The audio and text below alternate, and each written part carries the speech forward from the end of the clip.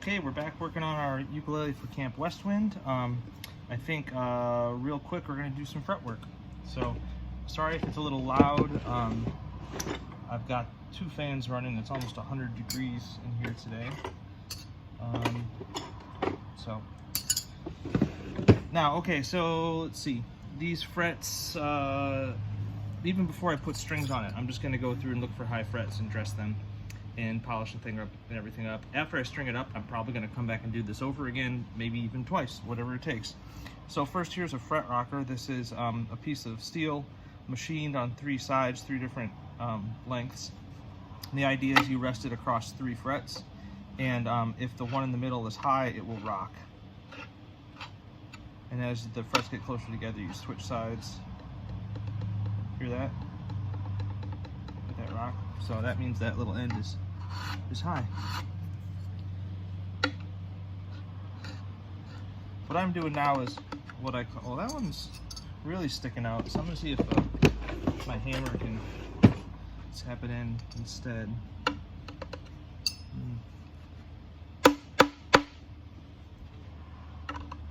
Well, that helped a lot. So now I'm doing now what I call local fretwork, meaning I'm just dealing with high frets or parts of high frets in small places.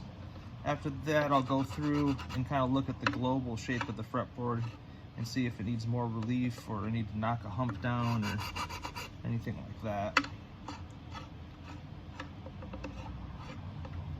This file I'm using, it's got 3 different sides to work on, but the corners are ground off, so it's a little less likely to mark up the fretboard if you accidentally hit the fretboard, but don't accidentally hit the fretboard. It makes some extra work for you.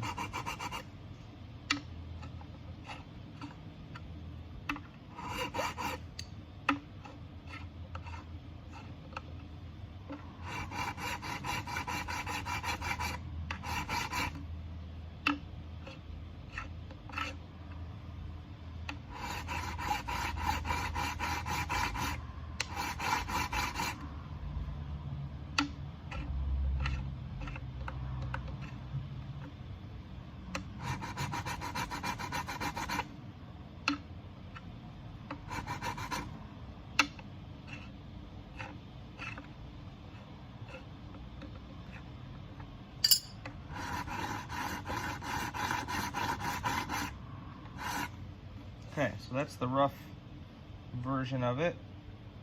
And now as I look down, sight down my fretboard, there isn't as much relief in this neck as I would like. Relief is a slight curve to the fretboard.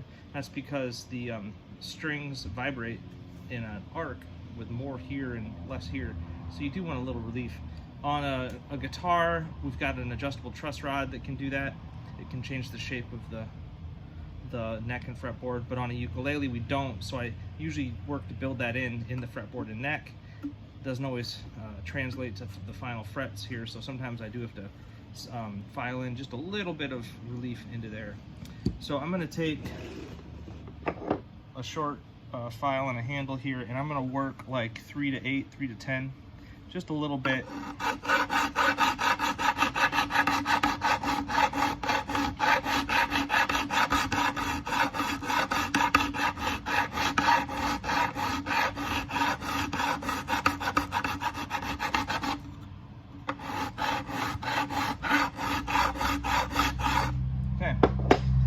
Dust this off.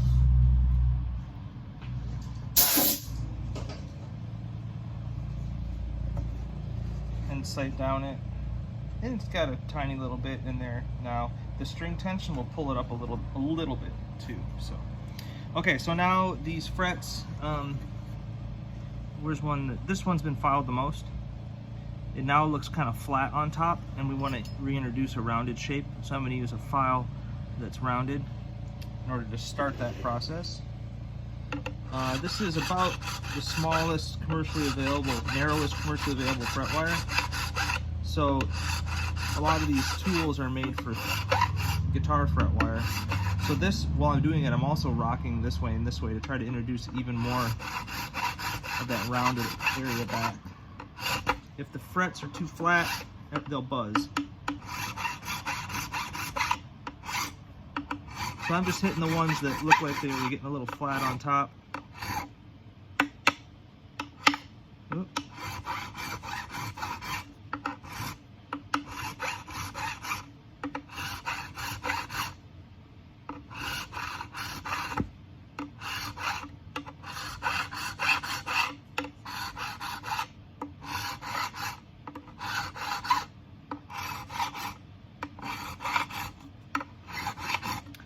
Okay, now I'm gonna take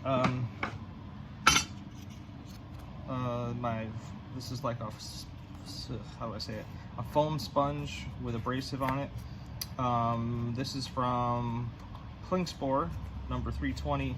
It's more like, if it was wet dry paper, it'd be like 1,000 or 1,200 grit. This is to get rid of the file marks.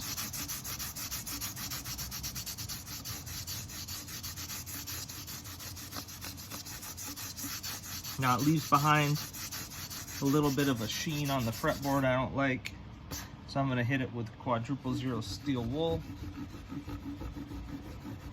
This stuff is made by Ultra Sheen, I think, something like that. It's not like the stuff at the hardware store, it's way better. Where I can also, this is my chance to clean any finished spots or gunk off the fretboard too. Okay, let's blow this off.